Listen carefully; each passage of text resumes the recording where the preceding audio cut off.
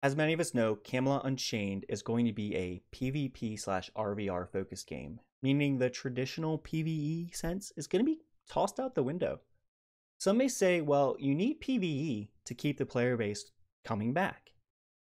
You need quests, you need dungeons, you need boss mobs, and you need some kind of progression system where you're constantly getting better gear to move on to the next step.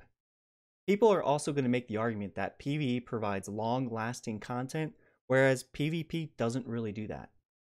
Well, in this video, I want to talk about how I disagree with these statements and what I think Camelot Unchained can do with guilds to make the game more interesting. Even though it's going to be pretty interesting and I know they're going to have a lot for us to do, maybe let's just add a little bit more with the guilds. My name is Swiper, and I'm here to talk about guilds in Camelot Unchained.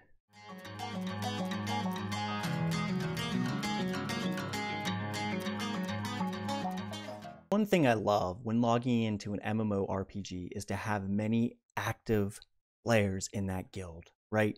When you log in, you're seeing them typing and talking to each other and saying like, hey, what's everybody up to today? Like, you guys want to form a group? And you got crafters in there saying, hey, I can make this wand, I can make this staff, who needs it? You know, or you have crafters saying, I need these materials and I will need some help getting these, items from other combatants and things like that. Like, having that community is always nice and it's always great. And I think guilds are going to be a huge, vital role for CU since we don't necessarily have that traditional PvE sense of questing and things like that. So let's talk about what we do know. What we do know is that Camelot Unchained is offering escort quests, right? So you can escort supplies from one location to another. Now, you can go and attack a keep, you can defend a keep, you can build a keep, right? And I think there's even going to be like villages near certain locations where you can defend, attack, and also own. Now, let's not forget about the places of power as well, where that's actually shifting masses of land towards you, so you own more land and you have more advantage of it. So with all these objectives we're going to have, I think it's going to be great. But I think that guilds can offer even more than what we already know. And I personally think a lot of MMOs don't take advantage of this kind of system. So let me break down my ideas, give you some visual effects so y'all can understand what I want to discuss. Okay, so for CU, guilds will have a ranking system. For example, to form a guild, you'll need X amount of players to sign some kind of charter, something, whatever. Just so you have enough players to say, okay, I have enough players, let's form an official guild and let's get the ball rolling, right? Now, when you create this guild, you're going to start at the lowest rank. So let's keep things easy. Let's say rank 1, 2, 3, 4, 5. 1 is the lowest, 5 is the highest. Now, of course, there can be more ranks. I'm just using 5 because it's an easy example, right? So to move from rank 1 to 2, there'll be a certain amount of objectives the guild will need to do. Now, by completing these objectives, you get experience points towards the next rank. Since we have combatants and crafters, we could have two separate tabs. One tab could be a combatant tab where specific tasks are completed by combatants, and the other tab can be a specific crafter tab where crafting objectives can be completed by crafters. Now, there would be like a simple UI, it would be all one central location, right? So it'd be like your guild tab or, whatever you want to call it, but it would be essentially you look at your guild, see the members, and then you could see like objectives and you could see the different two like points of objectives, right? All right, so let's talk about objectives. Now, when I say objectives, I don't mean dailies or monthlies, because I think dailies and monthlies are just an awful idea. I think dailies and monthlies just create redundancy, meaning you log in, you do your dailies and your monthlies, and then you log out. And when a game gets to that point, you're not playing the game, you're just doing it because you have to. You're just doing it because it's the only thing left to do. So my approach on this would be to make objectives more natural, right? So as a combatant, you're out capturing keeps, killing enemies, running supplies, and taking places of power. So why not make these types of objectives something that we can do as a guild, something that we get credit for as a guild? So as rank 1, let's say some of the objectives for combatants are capture X number of keeps, defend X number of keeps, take X number of places of power, and kill X number of enemies. So let's think about this like naturally. When you log into this game, what are you thinking about doing as a combatant? Well, most likely killing, capturing, defending, and maybe even help building and help crafters, right? So when you log in, you're not looking at this list and saying, okay, this is what I have to do today. You're going to look at this list and say, wow, these are the things that I want to do today. These are the things that I'm going to be doing naturally anyway. So now I'm getting somewhat rewarded for it, right? And then let's talk about the crafters, right? You're going to have crafters in your guild and they're going to be making the gear that you need. So maybe we say, hey, make X number of this particular weapon, right? Or make X number of this particular armor, some simple things like that. So crafters are going to be doing this. They're already going to be making armor. They're already going to be making gear. So why not give them an extra reward? Why not give them extra benefits for doing something they already do? And think about this. If they have to go out and farm something that's in enemy territory, your combatants and your crafters are already going to be together in the same guild. So they might as well help each other, because if you help one person, that person can help you. So let's face it, when we play MMOs, a lot of times some of us are selfish. We want to get our character better. We want to make our character better. And to make that selfishness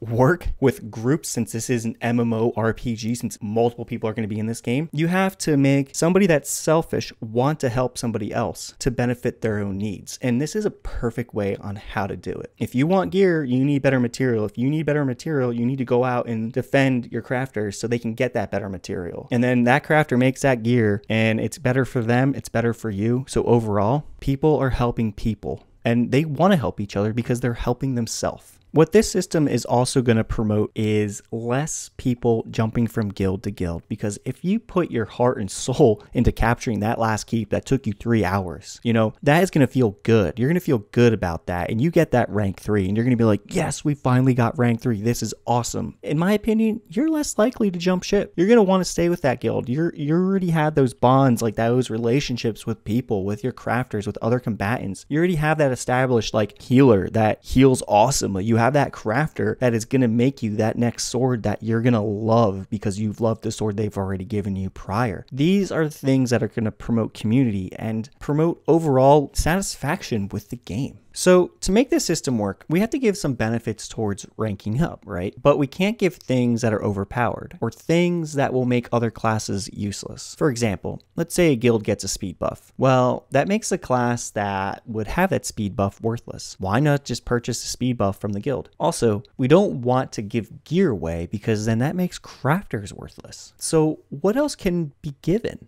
Well, maybe there can be different kinds of buffs. For example, since combatants use consumables for spells that have added effects, maybe when killing certain mobs or certain players, you get 1 consumable per player, right? Well, maybe this buff you can have will yield 2 or 3, a chance for 2 or 3, like a 10-20% chance for 2 or 3. So getting more consumables is not something that's groundbreaking, right? It's not going to make you overpowered. It's just going to allow you to get that added effect for that spell, which everybody has access to. So therefore, it's balanced in a sense, right? And it makes your job a lot easier because instead of killing one person and getting 1, you killed 1 person and you could potentially get 2 or 3. So it saves you a little bit of time. We can also apply the same effect to crafters. Let's say crafters need a specific type of skin from a specific type of animal, right? And we can offer a slight increase in chance to gather more than 1. So when they go and kill that lion or whatever the heck they're killing, they get 1 skin usually. Well, maybe this can give them 2 or 3, and this can help them in their crafting, in their farming and things like that. And again, all crafters need this material. Every realm needs it. So therefore it's balanced and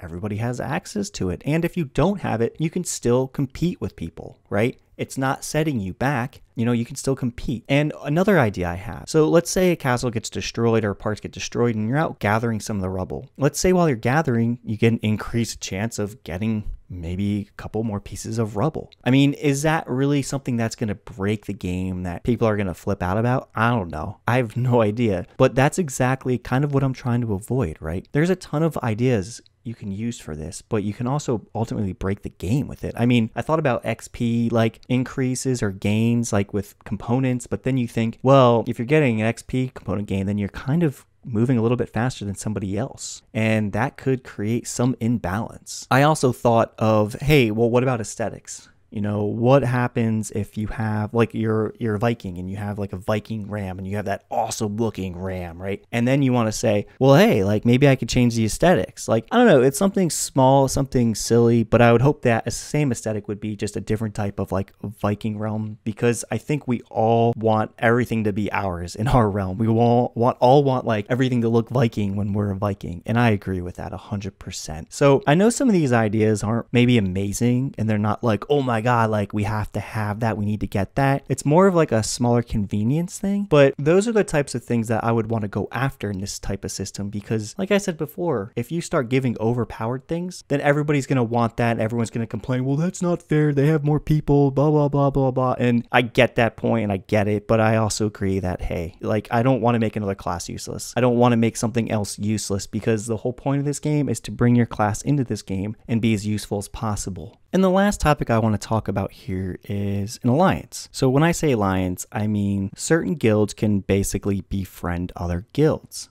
and you could put them in the same like social network. Meaning if I belong to Guild A and Guild B is always out there running around with us, taking the other side of the keep, you know, we're working together, it would be pretty cool to say, hey, you know, we like your guild, we don't want to break apart your guild, you guys can keep your guild, why don't you join our alliance? So now you have this alliance, right? Guild A and B. Now you're still A and B, you're still separate guilds, but now you get an alliance chat. So therefore everybody from A and B can communicate all in one channel. Now, I think this would be an awesome idea, because sometimes you may log on when other people aren't on, but hey, maybe that guild B is in a different time zone, so more people are on at that specific time, so therefore you can join them with things. So ladies and gentlemen, that is going to do it for me today on guilds in Camelot Unchained. Now, one thing I want to say, if Camelot Unchained doesn't have a system like this, do I think it's going to fail? Do I think this game is not going to succeed? Well, no, I don't think so. I mean, I think Camelot Unchained has a lot